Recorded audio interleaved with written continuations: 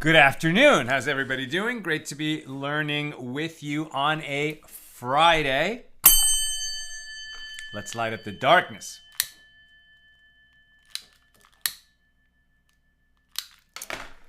Who's in the house? Bill in Mid-Missouri, Shandor in the Bronx, Joe in the Inland Empire, Yehudit in South Carolina, Paul in the Great Northwest, Bella in Florida, Melissa in Great Neck, and Aoife in Florida, and Ella wishing everyone Shabbat Shalom, Joseph in Massachusetts. Welcome, everybody. Before we start reading today, this daf, I just found it very confusing, and I just realized, you know what, I don't understand it well enough.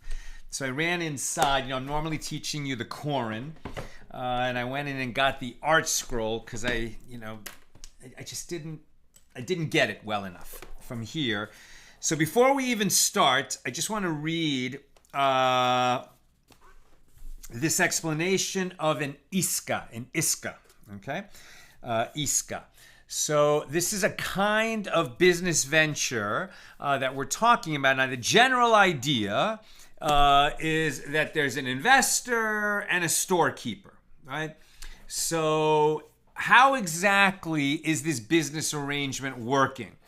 If the investor, let's say, provides all the money, which is used to purchase the inventory, and then, the storekeeper manages the store, and presumably he has to pay back, the money that comes in for the investor. In other words, if he's lending him the inventory, he has to pay back all the costs of the inventory, and then they split the profits.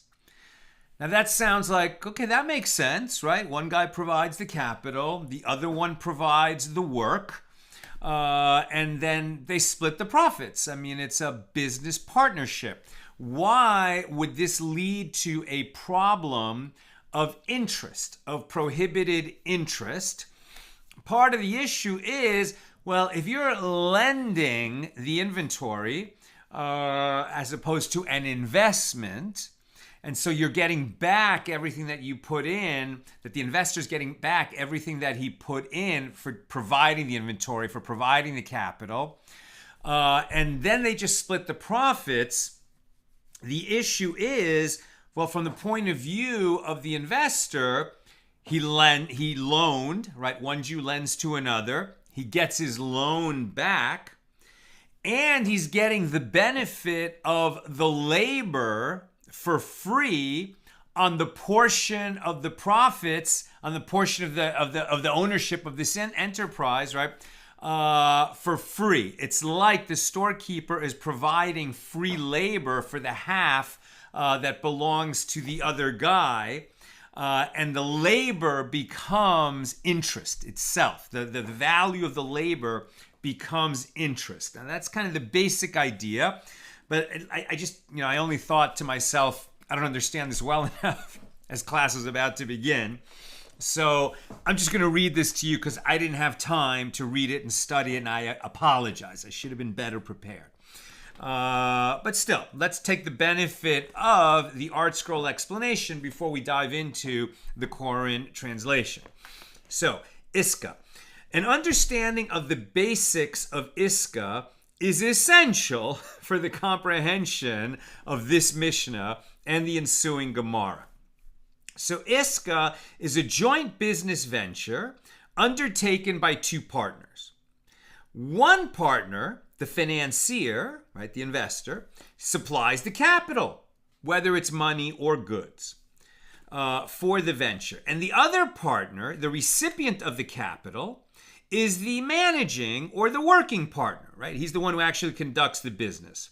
The profits are shared between the partners, and the capital is returned to the financier upon the conclusion of the venture. And the usual arrangement is that the profits are divided equally.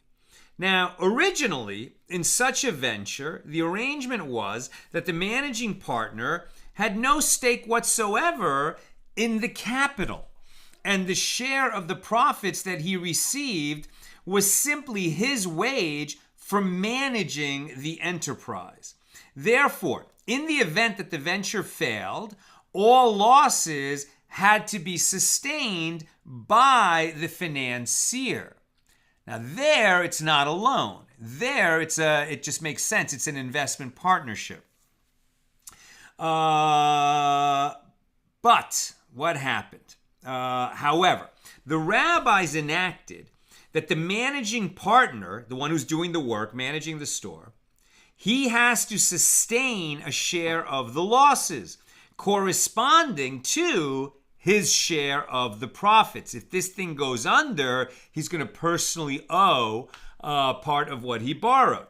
Right? Now then it starts to take on more the character of a loan, right? If he is responsible for making good on the half of the business that he owns, right, and he has to pay back that loan if it all gets lost, because something goes wrong in the business venture, well, then it is a loan, right? He's not just managing somebody else's money. He's actually, half of the investment was a loan to him. And that's where we can start to have the problem, right? So thus, when he undertakes to manage an iska, this business relationship, for half the profits, he also assumes liability for half the losses.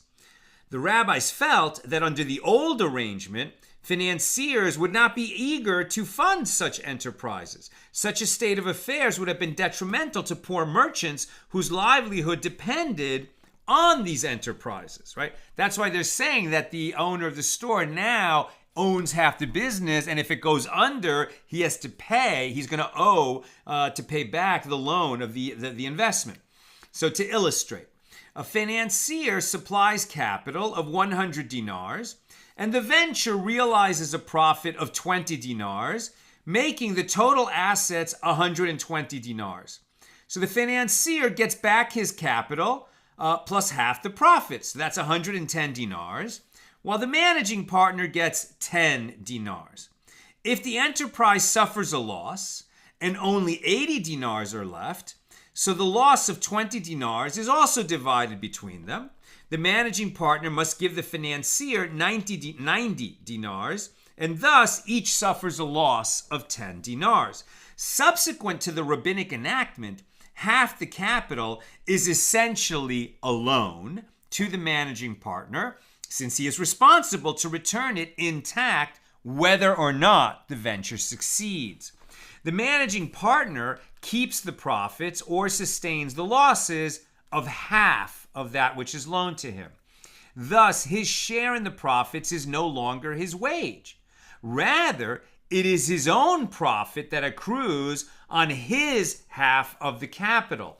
As for the other half of the capital, it belongs to the financier and is merely deposited with the working partner who manages it for him. So all profits and losses accruing to this half belong to the financier. Thus, the Gemara on page 104 asserts that the capital of an iska enterprise is half loan and half deposit. I'm really glad I read this to you and that I'm reading it now, because now this makes so much more sense than when I was struggling before. Now, in the event of profit, the financier's return on his capital is not regarded as ribis, interest, prohibited interest, because he receives only the profit that accrues to his portion of the capital. Nevertheless, The undertaking, this kind of undertaking, is forbidden unless it's adjusted. Why? Because the managing partner renders a service to the financier by managing his share of the capital. The share of the profits given to the managing partner is not his wage for this service, as we explain. The service is therefore rendered for free as a reward to the financier for advancing a loan, right? The part that he's not responsible for, it's like he's taking a loan and in return for that loan, providing the free service of managing the other guy's money for him, and that is viewed as interest on the part that's a loan. This free service constitutes ribas. The problem can be rectified by paying the managing partner a fee for his services as follows in the Mishna. That's the key. That because they made the storekeeper a half owner and not just somebody who's going to keep half the profits in exchange for managing the store, and all of the capital remains owned by the investor, right? And the sages rule that you can't do it that way, just because that arrangement, was too much risk without interest being paid, and there wasn't enough people, willing to sort of put up the money for these people to start stores. So then they said, okay, the store owner is going to take on half the risk in case this thing goes south. But if he's taking on half the risk, therefore the part that is coming to him where he owns half, but the money that's being supplied to the half that he owns, the half of the money that's for him to do is a loan. And if he doesn't get paid a wage for managing the other half of the investment, that means that his labor is being provided for free on that half, and that constitutes prohibited interest. And to cure that, he has to get some kind of a wage. There's both the profit sharing and a wage, and that gets us out of the problem of prohibited interest. I know that's complicated. Hopefully I've explained it well enough, and it'll become clearer as we go along. Okay, so we're on page 68a of Tractate Bava Metzia, and this is now starting Mishna number 5 here in chapter 5. And with that background, hopefully it'll make more sense. One may not establish a deal with a storekeeper for half the profits, as we have just explained.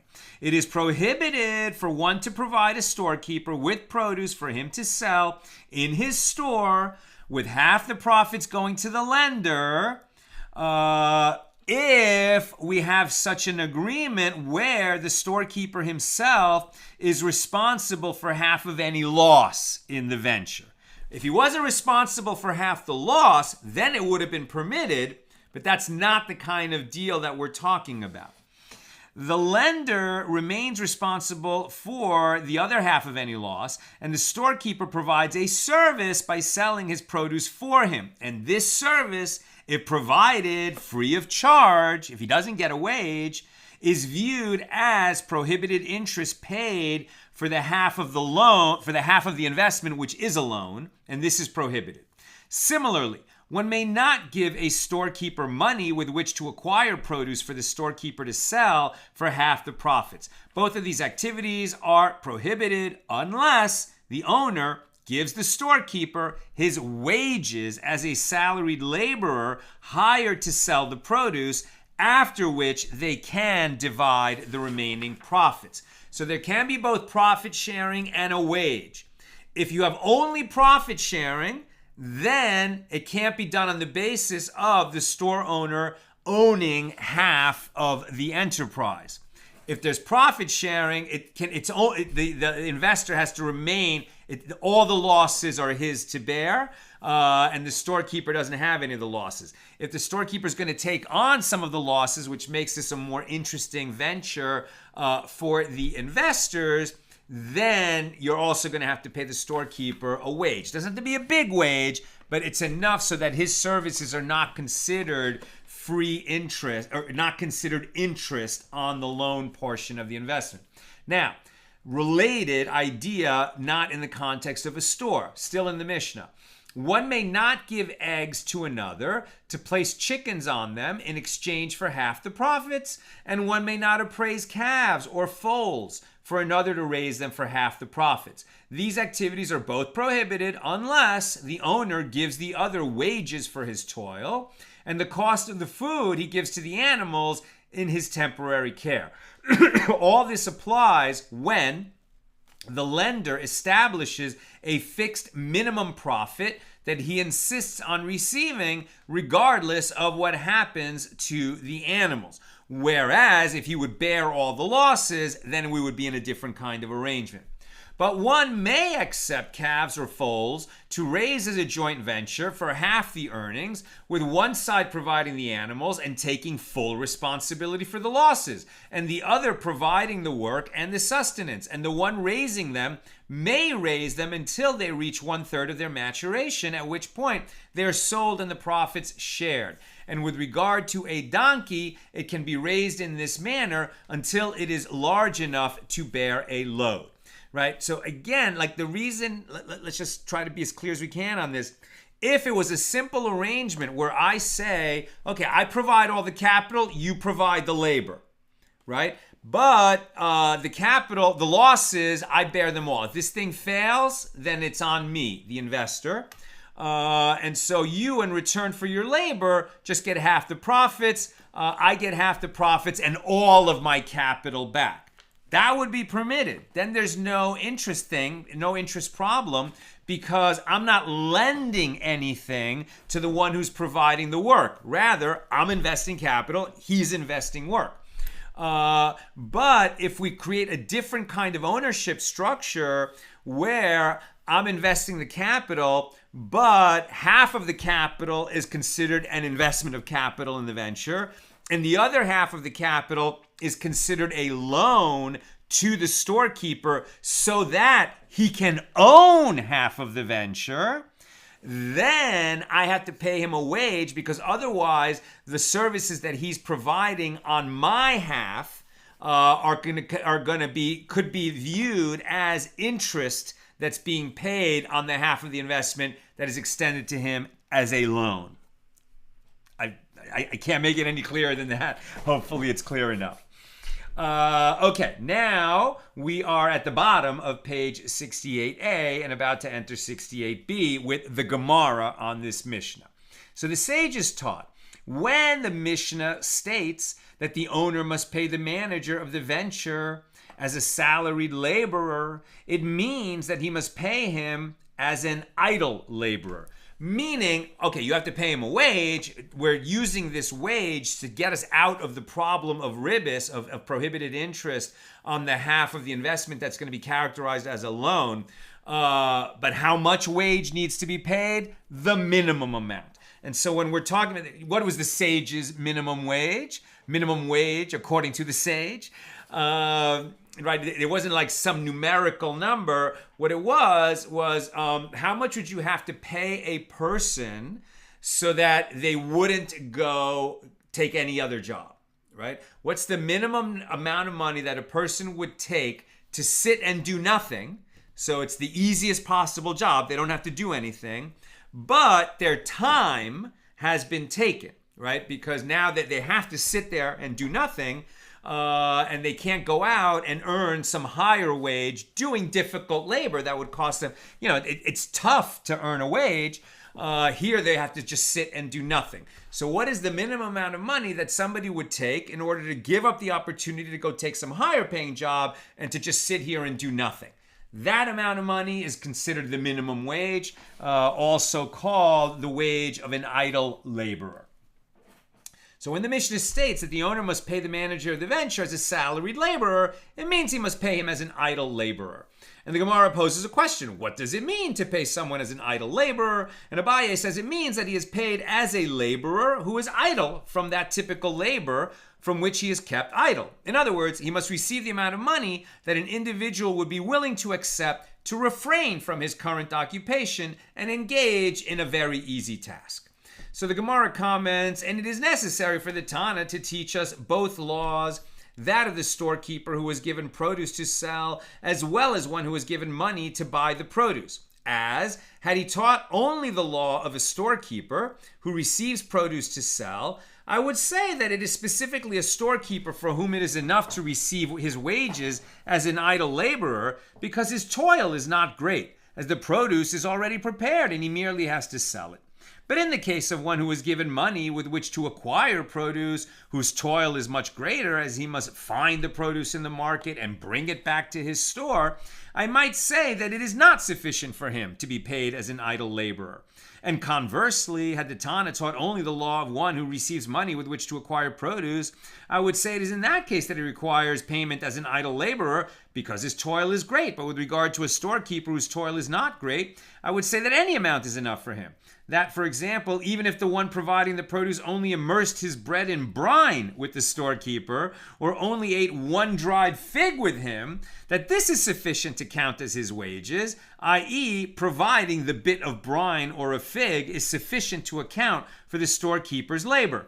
It was therefore necessary for this law to be stated with regard to both cases. So if you're going to avoid this problem of prohibited interest in this iska arrangement, where the investor is providing half of the investment, as owning half of the business and the other half as a loan, so that the storekeeper can own half the business, then you have to pay him a wage. And what is the wage? The wage of an idle laborer. And it's not enough to give some token amount, like a jar of juice. Not enough, right? Parenthetically, the Gemara lists the terms how many goats and chickens we add, and this constitutes a mnemonic device for the following discussions. That would make more sense if we spoke Aramaic. Let's just keep going. The Mishnah teaches that one may not enter into a joint venture with a storekeeper unless he gives him wages. So the sages taught in a baraisa, how much is his wage? What is the minimum amount he must be paid to avoid the prohibition of interest? It is permitted whether it is a lot or a little, in accordance with the agreement between them. This is the statement of Rabbi Meir. Rabbi Yehuda says very little, right? Rabbi Yehuda says even if he only immersed his bread in brine with him or only ate one dried fig with him, this is sufficient for his wage. But Rabbi Shimon ben Yochai says, no, he must give him his full wage, i.e. as a laborer. The sages taught one may not appraise animals, i.e. one may not give his animals to someone else to raise after appraising their worth, in exchange for half the profits, neither goats nor sheep, nor anything else that he does not produce revenue, nor anything else that does not produce revenue while it eats. In other words, one may not enter into an agreement that any increase in value over and above the original appraisal of the animals will be shared between the owner and the one raising the animals. Since the animals do not produce revenue for the one raising them, this caring for the animal on behalf of the owner is tantamount to paying interest as it was in the Mishnah. So Rabbi Yosef, the son of Rabbi Yehuda, says, one may appraise goats for another to raise in this manner, because they produce milk. And one may appraise sheep for another to raise in this manner, because they are shorn for their wool. And so therefore, there's going to be some benefit and some profit for the one doing the work of caring for the animals and raising them as they, feed them and care for them until they reach a size where they can be sold. And also they are plucked of their wool by means of thorns, and the one who raises them can collect this wool. So consequently, the milk and wool generate revenue for the one raising them, and this can serve as a wage to avoid the prohibition of interest. And the same applies to a chicken because it produces eggs while it eats. So the Gemara asks a question, and as for the first Tana, how does he respond to this claim? Does he claim that shearing and milk do not provide the payment of the wage for his toil and for the animal's food? And the Gemara answers, if the arrangement allows him to keep the sheared wool and milk, everyone agrees that this is sufficient to avoid the prohibition of interest. Interest being that he's providing the labor for free on the half of the venture that belongs to the investor in return for lending to the one who is doing the caretaking. Again, this is if the arrangement created a joint venture where the one providing the labor is also owning half the enterprise, meaning that if it goes south, he's going to owe money back to the one who provided the capital. That's why the interest problem comes into it, right? And so as for the first Tana, how does he respond to this claim? Does he claim that shearing and milk do not provide payment of the wage for his toil and for the animal's food? And the Gemara answers, if the arrangement allows him to keep sheared wool and milk, everyone agrees that this is sufficient to avoid the prohibition of interest. When they disagree, it is with regard to a case when he receives only the whey, i.e. the water left from the milk, and the pluckings from the goats. I guess too small an incentive for him. So the Gemara clarifies the dispute. The first Tana holds in accordance with the opinion of Rabbi Shimon ben Yochai, who says that he has to give him a full wage, not some token wage. And since the value of the whey from the milk and the pluckings from the wool is less than a full wage, his receiving them does not suffice to replace his wage. And Rabbi Yossi, the son of Rabbi Yehuda, holds in accordance with the opinion of his father, who says that even if he only immersed his bread in brine with him or only ate one dried fig with him, that counts as his wage, and then we don't have the interest problem. So the sages taught a woman may rent out to another woman a chicken to sit on the eggs belonging to the renter in exchange for 2 of the chicks hatched from the eggs. Now here, it's not, I am lending you, right, something, and you are going to provide a service to me in return for me extending the loan so that I get my stuff back that I lent to you, and I get your services for free. Now, we have a different arrangement. This woman is renting a chicken to sit on her eggs. She has eggs. She needs a chicken to sit on them, so she's going to rent that chicken. That's different than borrowing. Borrowing and renting are not the same. What is the fee for renting the chicken? 2 of the chicks that will be born from the brood of the eggs, right? So that's permitted because it's a rental agreement, not a loan. But with regard to a woman who said to another woman, this chicken is mine, and the eggs are yours, and you and I shall share the chicks, i.e. my chicken will sit on your eggs until they hatch, Rabbi Yehuda permits this practice and Rabbi Shimon prohibits it. He holds that since the owner of the chicken is responsible for half of the loss to the eggs, therefore part of this venture is a loan, and she is not being paid for her efforts, so it is considered interest. And the Gemara asks, and as for Rabbi Yehuda, does he not require one to pay at least a minimal amount of the wage for the toil of the one caring for the chicken and the chicken's food? And the Gemara answers, well, there are the unfertilized eggs, from which no chicks will hatch. Such eggs are retained by the owner of the chicken, and therefore she receives some benefit as a wage. The sages taught in a place where people are accustomed to add the wages of a porter for carrying a young animal on his shoulders to the money paid, the owner of the animal must add it to the overall sum, and one may not deviate from the regional custom. Rabbi Shimon ben Gamliel says one may appraise a calf that grows up with its mother for another to raise, and a foal that grows up with its mother for another to raise, as part of a single venture and split the profits. But one does not add to the wages for his toil, and this applies even in a place where they have a custom to add the wages of a porter to the money paid. Here they're just talking about what are the services being provided. Sometimes part of that service has a separate fee and sometimes not. Now the Gemara asks, but as for Rabbi Shimon ben Gamliel, does he not require that one pay at least a minimal amount for the wage, for the toil of the one caring for the animals and the animals' food? And the Gemara answers, there is the animal's dung, which is of some benefit to the one who raises the animals. He keeps the dung as fertilizer.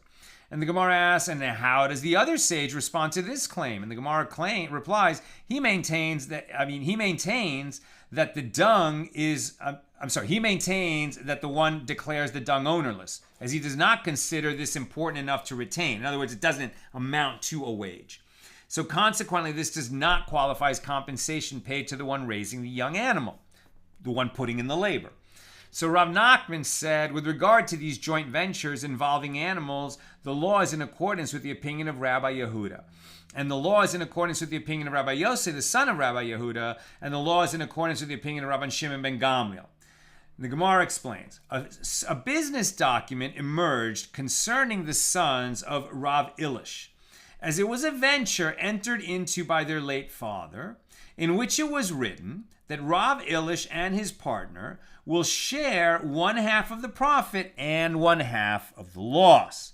So even though one is providing the capital, both are going to be co-owners, right? So this is one of the situations where the one who's putting in the labor is going to have to get a wage for putting in the labor. Otherwise, he's providing that labor free of charge to the other one for his half of the venture, and that would be prohibited interest. And 1/2 the loss. So Rava said, Rav Ilish was a great man, and therefore he would not feed people with something forbidden. In other words, he certainly would not have involved himself in a joint venture through which someone would have earned money by means of interest. And an arrangement of this kind appears to constitute interest.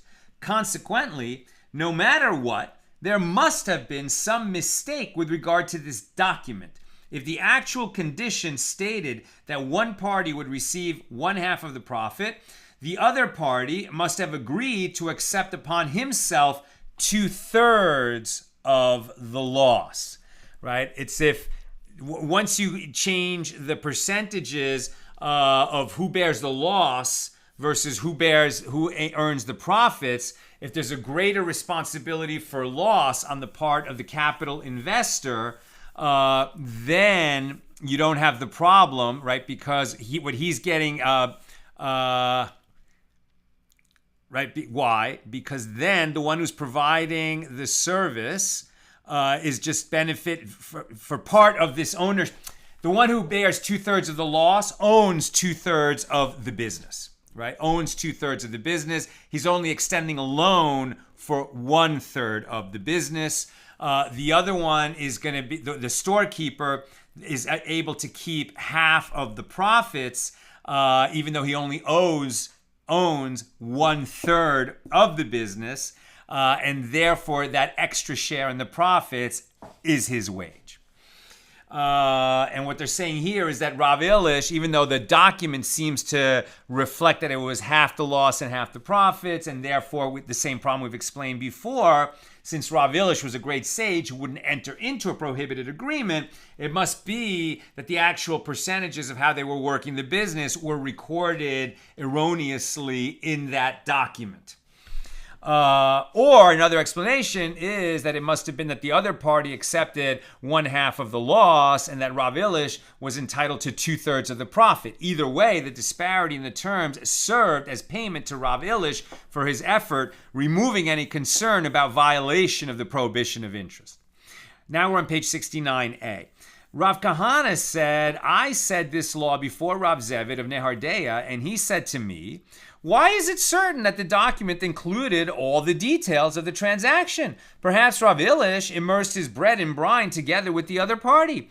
According to the opinion of Rabbi Yehuda, this would suffice to avoid the prohibition of interest. And Rav Nachman says the law is in accordance with the opinion of Rabbi Yehuda. And Rav Kahana said to Rav Zevid, it was not stated by Rav Nachman that the law is in accordance with the opinion of Rabbi Yehuda, but rather it was stated that a single opinion is common to 3 sages, Rabbi Yehuda, Rabbi Shimon ben Gamliel, and Rabbi Yossi, the son of Rabbi Yehuda.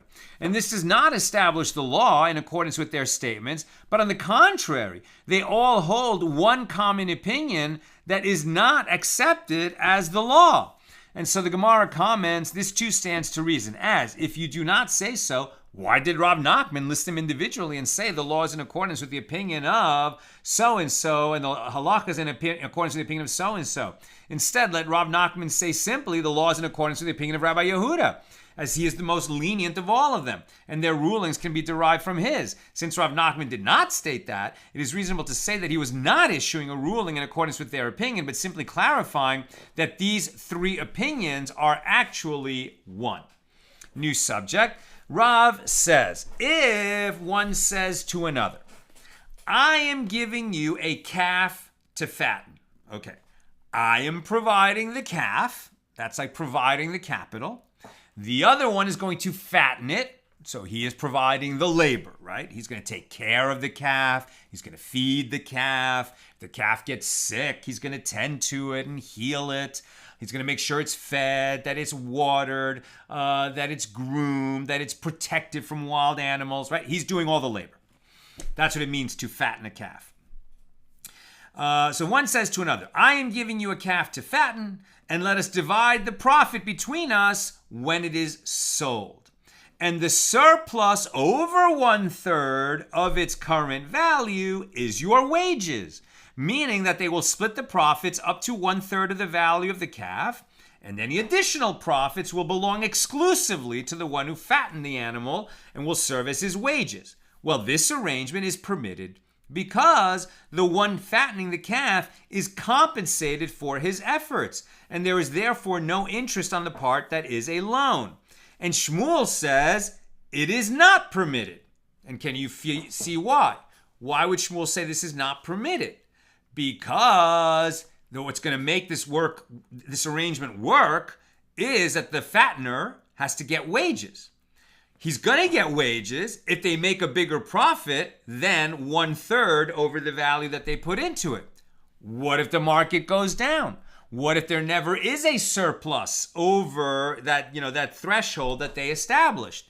Then the fattener never would receive those wages. So is uncertain wages enough to take us out of the ribis problem? Shmuel says no. It is not permitted, because if there is no surplus over 1/3 and he goes home empty-handed, he will have work for free, and this is considered interest. So rather, Shmuel says the owner of the calf must set aside a dinar for the other to compensate him for his efforts in the event that there is no surplus over 1/3. The Gemara asks, and does Rav hold that he is not required to set aside a dinar for him? But doesn't Rav say a different way to structure such an arrangement, that the head of the calf is given to the fattener, i.e. they may divide most of the profits evenly, but the head of the calf is given as a supplement to the one who does the fattening? And what is it not that he said to him, the surplus over 1/3 is your wages? And according to Rav, the calf's owner must nevertheless also give him the head in case there is no surplus. And the Gemara refutes this. No, Rav was referring to a case where the owner of the calf said to him, either you will receive the surplus over 1/3, or the head of the calf will serve as the wages to the fattener. Or if you wish, say instead, when Rav says that if the owner said to him, the surplus over 1/3 is your wages, it is permitted, this was a case where the one fattening the calf already had his own animal to fatten. As people say in a common adage, mix food for an ox, mix for oxen, right? Once you're already doing the work for one ox, you might as well do the same kind of work, only a little bit more for multiple oxen, because you've got the trough, you've got the water, you're making the hauling. It's only marginally more difficult to take care of multiple oxen than to take care of one ox. Meaning that since he already has to prepare food for one ox, it is not a big inconvenience and expense for him to add food for an additional ox. So the surplus over 1/3 is sufficient to compensate him. The Gemara relates, Rav Elazar of Hagronia purchased an animal and gave it to his sharecropper to fatten it. Okay, let's slow down. Rav Elazar purchased an animal. He's providing the capital. And he gave it to his sharecropper to fatten it. And he gave it to another to fatten it. It's just what we've been talking about. The difference now is he already has a pre-existing relationship with the one who's going to fatten it, which is that he is the sharecropper. That's right. So separate relationship than the calf. Rav Elazar of Hagronia owns land, and his sharecropper farms the land in return for keeping, part of the profits from that land. Now, it's interesting that when a sharecropper is not considered somebody that you are lending the land to him, and he owns part of it, because he doesn't own part of it, right? You're lending the land to him in the sense that he's using it, but you keep the land, right? So he doesn't bear any risk of the loss. He only is going to, his profit might be limited if he doesn't bring in such a big crop, but that arrangement is permitted. So we're not asking whether sharecropping is permitted or not. It is. But what's going on here is that they have their own relationship as owner of the field and a sharecropper. And now the two of them are entering into a different relationship where the owner of the field is also going to provide an animal to be fattened. And Rav Elazar said to him, you will take the head of the calf as your wages and half of the profits. So the sharecropper's wife said to him, if you would have participated with him in the purchase of the animal, he would have given you the tail also. So the next time the sharecropper went and purchased the calf with Rabbi Elazar. And Rabbi Elazar gave him one half of the tail and then said to him, let's divide the head. And the sharecropper said to him, well, now will you not also give me as you did initially? Before, when I was not a partner in the animal, but accepted it only in order to fatten it, you gave me the entire head. Now that I am a partner with you, are you going to give me only half of the head? And Rabbi Elazar said to him, until now, the money was mine. Right? Meaning if it didn't work, the loss was on me. Now you're taking on half the risk, right? We bought the calf together. Until now, the money was mine. Had I not given you a little more value as compensation for your efforts, it would have appeared to be like interest. But now that we are partners, what can you say? That you must exert a little more effort than I do to take the animal in and out of the pasture? But as people say in a common adage, an ordinary sharecropper subjugates himself to the owner to bring him pasture. Sharecroppers are accustomed to expending extra effort on behalf of the owner of the field. Therefore, we are equal partners and divide everything. Right? This would not have been the case if they invested the money together, each put in half the capital, and then one of them also did the labor. Right then, he would have to get a wage. But because there's also this owner and sharecropper relationship, where it is just standard in that region at that time that your sharecropper, he's not only doing for himself, because you're giving him the privilege, the job, as it were, of being your sharecropper. He would also do favors for you. And this one is not that big a favor, to just fatten this calf.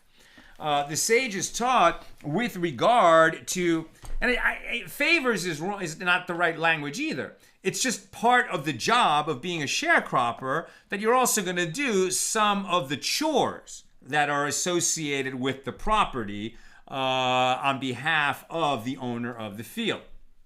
Now the sages taught, with regard to one who appraises an animal, appraises means, okay, here's the value of the animal today as like a 1-year-old calf, and it's worth, 50 dinars, and you're going to fatten it for 2 years. And after 2 years, right, it's going to be a 3-year-old cow. It's going to be worth a lot more money. And whatever the difference is between, the initial 50 dinars that it was worth as a calf, and let's say the 500 dinars that it's going to be worth as a 3-year-old cow, that was the increase, right, that reflects the labor you put into it during that time. Okay, so with regard to one who appraises an animal for another to raise, how long is the other obligated to care for it if they did not stipulate explicitly the period of time? So Sumakos says, for female donkeys, 18 months. For flocks of sheep or goats, 24 months.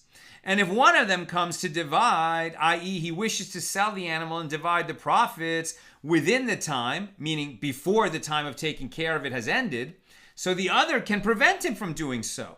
But the effort involved in the care of the animal for this year is not comparable to the care of another year, right? You can't say that, well, you did half the time because it was going to be 24 months. Maybe, but the amount of increase that would have happened in the second year, that's where like the real increase in value is, or maybe the real increase is in the first year. But whatever it is, it's not like an arithmetic progression. There's some kind, I think it's more like a little bit geometric, and a lot of the excess value comes as it nears the end of that period. Or it might be the other way around, that a lot of it is in that first year. I'm not sure. But what they're saying is that the years are not comparable to each other. So the Gemara asks, okay, with regard to the word but that was said here, why is it included? It does not seem to belong in the statement. Rather, the text should be corrected like this: because the care of this year is not comparable to the care of another year. The profits are not necessarily divided evenly during the entire time of the animal's growth, and therefore either party can insist that the contract must be carried through to the end of the specified period. So it is taught in another baraisa with regard to one who appraises an animal for another to raise. For how long is the latter obligated to care for the offspring that are born to it? For a species of small animals, he is obligated to care for the offspring for 30 days, and for a species of large animals, 50 days. Rabbi Yosef says for a species of small animals, he's obligated to care for the offspring for 3 months, as it requires a lot of care. And the Gemara asks, what is the meaning of a lot of care? It means that due to the fact that its teeth are thin, its food has to be cut up for it, which is not necessary for a species of large animals. From this point forward, the one raising the animal takes 1/2 of the offspring as his share, since 1/2 of the animal is his. And he takes 1/2 of the other's share of the offspring, i.e. 1/4 of the total, as wages for caring for the animal and raising it. Now the Gemara relates, and that's where, right, they are co-owners in the venture. Whereas if one of them was providing all the capital and bearing all the risk of loss, then the other one could just be taking half the profits as what he stands to gain. But it doesn't need to be provided with a wage to avoid the problem of prohibited interest, right? It's prohibited interest if we understand that we're creating a half and half ownership partnership, and the one providing the capital, half of it is the capital and half of it is a loan to the other guy for his share of the capital. And all of this wouldn't be necessary, wouldn't make any difference if there wasn't a prohibition on interest of one Jew to another. Now the Gemara relates, Rav Menashia bar Gada accepted an animal to raise, and of the offspring he took his 1/2, and 1/2 of the other's 1/2. And this matter came before Abaye, and Abaye said to Rav Menashia bar Gada, who divided it for you? Since he did this on his own, there is a concern that he may not have divided it fairly. And furthermore, this place is a place where it is customary for the one raising the animal to raise the offspring. And we learned in the Mishna on page 69b, in a place where it is customary to raise the offspring, they should be raised by the one raising the mother and not divided between them. So the Gemara relates, there were these 2 Samaritans who entered into a joint venture with each other. One of them went out. I'm sorry. What? Oh, and. Okay. One of them went and divided the money without the knowledge of the other.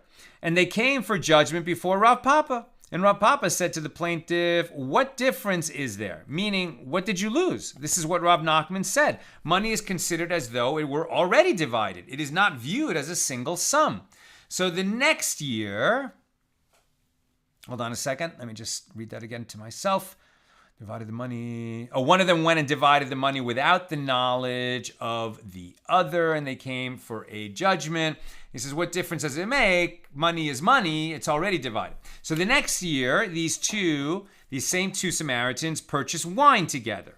And the other one arose and divided the wine without the knowledge of the other. And again, they came before judgment before Rav Papa. And Rav Papa said to the defendant, who divided it for you? You did not act properly since you did not get your partner's permission to divide the wine. So not surprisingly, the Samaritan said to him, I see that the master pursues me in order to harass me. Since last year when we came with what appears to be essentially the same case, you gave a different ruling in favor of the other guy. And Rav Papa said, in a case like this, it is certainly necessary to inform the litigant of the reasons for the decision. Although a judge is not always obligated to explain the reasons for his decision to the litigants, in a case like this, where there is room for suspicion, he should. So Rav Papa explained, last year, when the other individual divided money, did he take the good coins and leave the deficient ones? And the Samaritan said, no, he simply divided the money without any particular consideration, and that was acceptable, as there is no difference between one coin and another. Rav Papa said to him, now with regard to wine, everyone knows that there is wine that is sweet, and there is wine that is not sweet. So it is not equitable to simply divide the barrels evenly. Therefore, I ruled that you were not entitled to divide the wine without your partner's knowledge. Right? So on behalf of the partnership, you could just divide the money, because as long as you didn't stiff him, as long as it was divided half and half, it's fine. Doesn't matter that he wasn't there when the counting was done, as long as there was no lying or stealing. But in terms of dividing the produce or the animals or the wine or anything that's not monetary, that both partners have to agree to the division, because it might not have been divided fairly. Maybe each one got 2 barrels, but if you got 2 sweet barrels and I got 2 barrels that are not as good quality, I wouldn't have agreed to that.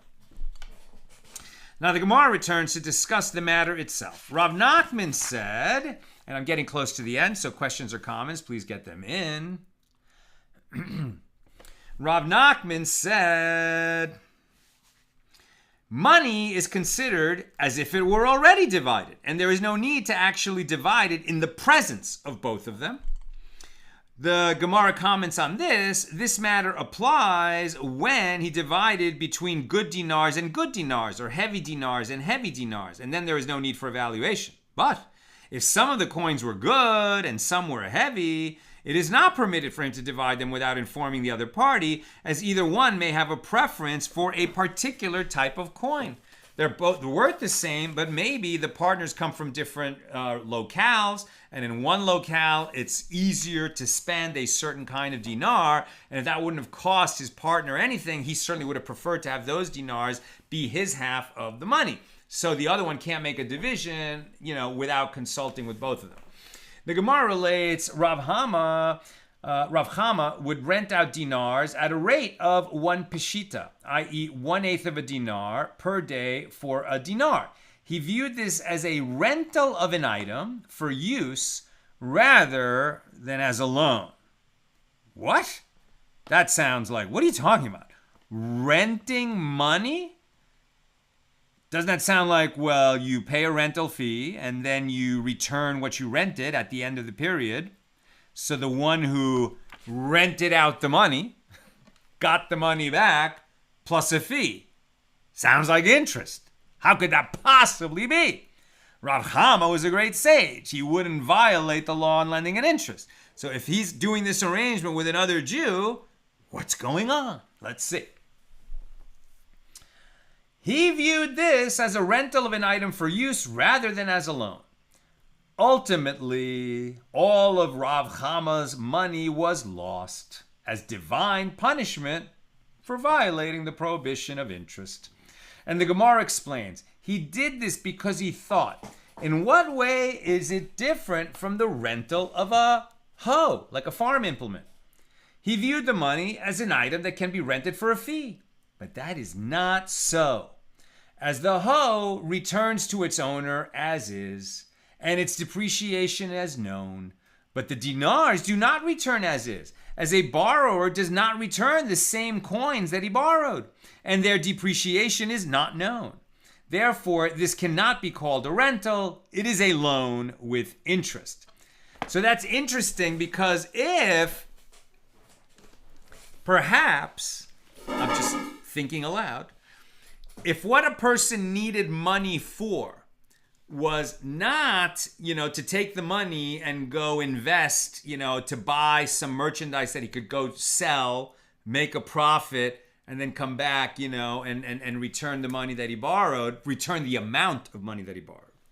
But rather, maybe somebody just needed to literally flash a wad, right? He needed to look like somebody who has money. And so he said, lend me your wad of bills that you carry in your pocket. I won't spend any of them. I'm just going to show them so people think I'm wealthy, and that's going to enable me to get some other deal. And the one who lent him the wad said, all right, I'll lend you the wad, but there is some risk here, so I'll rent it to you. I'll rent you the wad of bills, and it'll cost you, a dinar to borrow my wad of bills for an afternoon, to rent my wad of bills for an afternoon. Maybe that would work, even though you are lending money for a fee. You're not really lending it, you're renting it out, because it's the very same money that's going to come back. Maybe, I don't know. Rava said it is permitted for a person to say to another, here are 4 dinars, go and lend money to so-and-so. Even though the lender earns a profit from the loan, it is not prohibited because the Torah prohibited only interest that comes directly from the borrower to the lender, but not that which comes via a third party.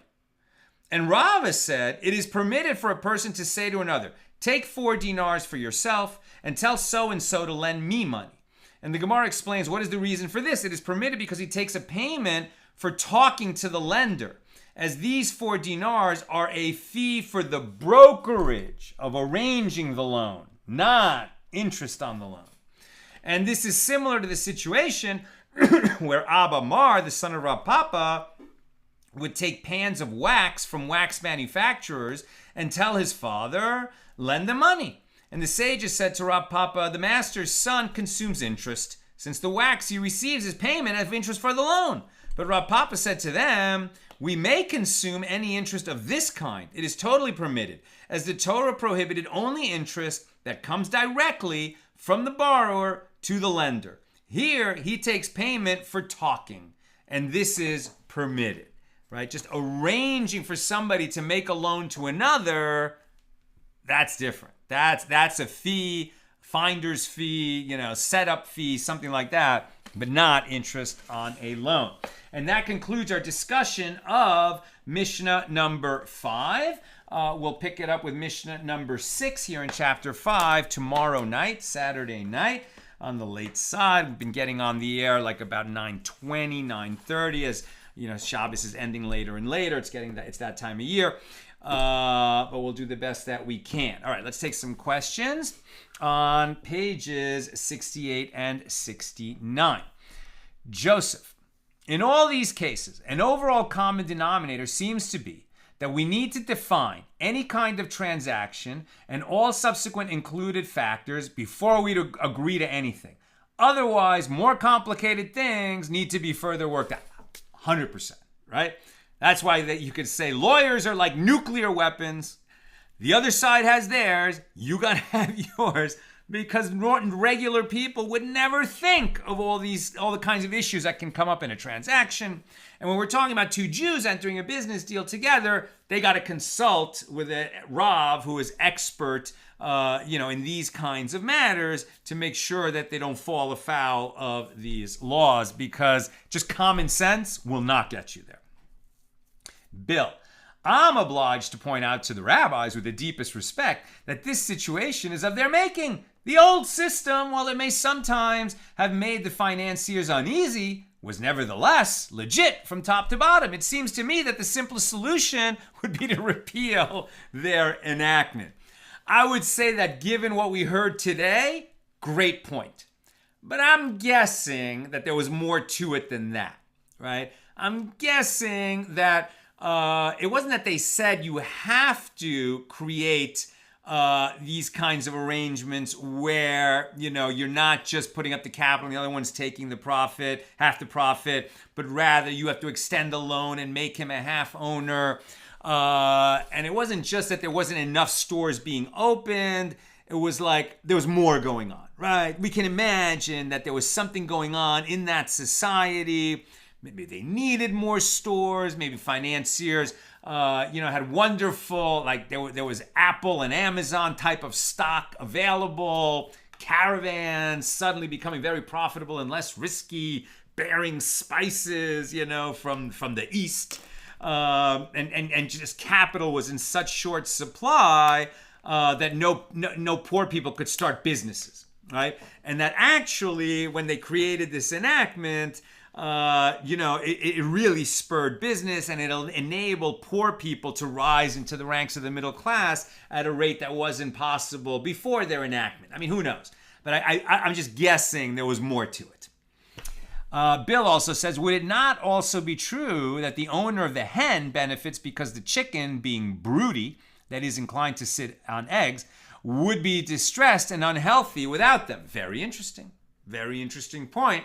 That's almost like that explanation of somebody, who has a dog that's sitting, that's like a sheepdog that's sitting around, not herding sheep would rather it be working than not working, right? Even if he's not going to get paid for the service of renting out his dog, he might do it anyway just so that his dog is working and keeping its instincts and habits up. Same idea.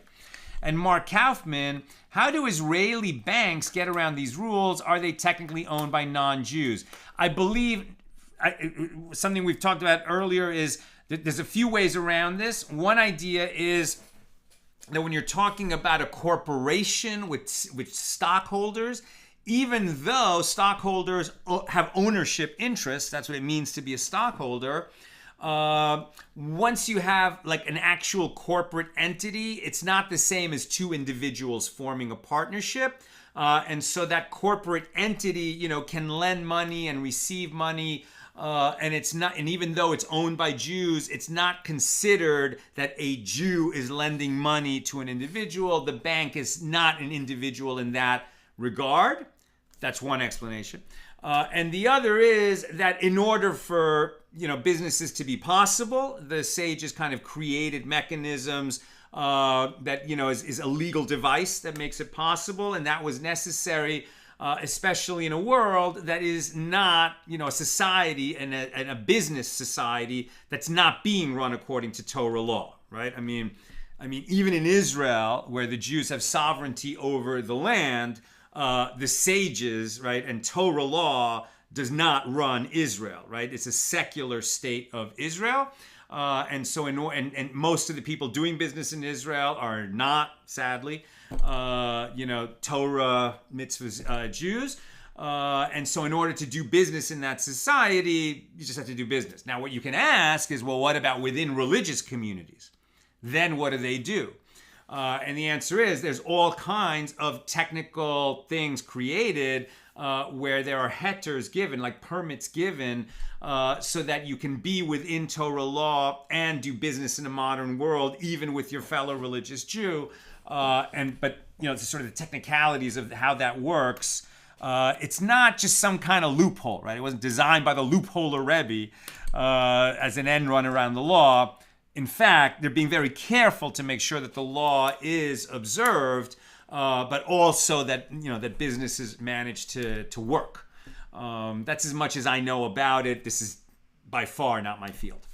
That's what I've got for us today, and with God's help, we'll be together again tomorrow night after Shabbos ends in LA, about 9:20, 9:30 p.m. Pacific.